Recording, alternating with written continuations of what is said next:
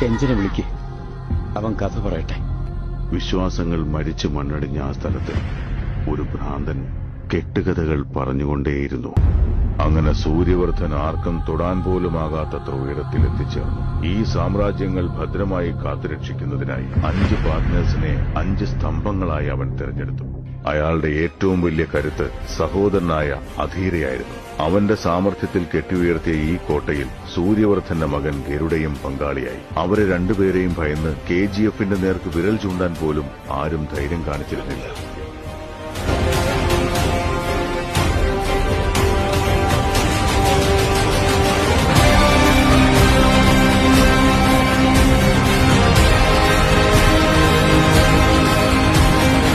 ഇതാണ് ആദ്യത്തെ അധ്യായം.